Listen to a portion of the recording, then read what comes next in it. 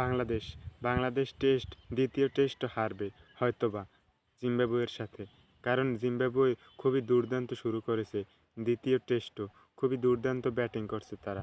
তাদের ব্যাটিং দেখে মনে হয় যে ৩০০-৪০০ রান তারা কমপক্ষে টার্গেট দিবে বাংলাদেশকে। আর ৩৫০-৪০০ রান যদি টার্গেট দেয় বাংলাদেশকে, তা বাংলাদেশের জন্য অবশ্যই ডিফিকাল্ট হবে। কারণ বাংলাদেশের যে ব্যাটিংয়ের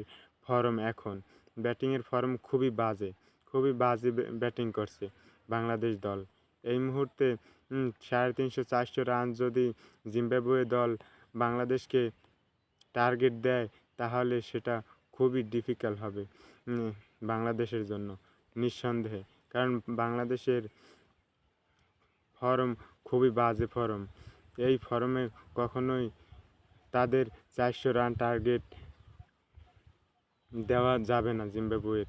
এর আগেই জিম্বাবুয়েকে আটকে দিতে হবে বাংলাদেশের বোলিং দিয়ে। বাংলাদেশের বোলিং খুবই ভালো করতে হবে। তাদের বোলিং খুবই ভালো করতে হবে যদি বাংলাদেশকে ভালো করতে হয়। এই ম্যাচ জিতে যদি যদি কামব্যাক করতে হয়, সিরিজ যদি ড্র করতে হয় টেস্ট সিরিজ, তাহলে বোলারদের অবশ্যই ভালো করতে হবে এবং ব্যাটিংয়ের তো অবশ্যই ভালো করার অবশ্যই করতে হবে। দোনো দিকেই ভালো করতে হবে, তাহলে বাংলাদেশ আশা করি এই ম্যাচ জিতে ম্যাচটি ড্র করতে পারবে। আর না হয় বাংলাদেশকে হোয়াইট ওয়াশ করে দিবে যদি বাংলাদেশ ভালো না খেলে।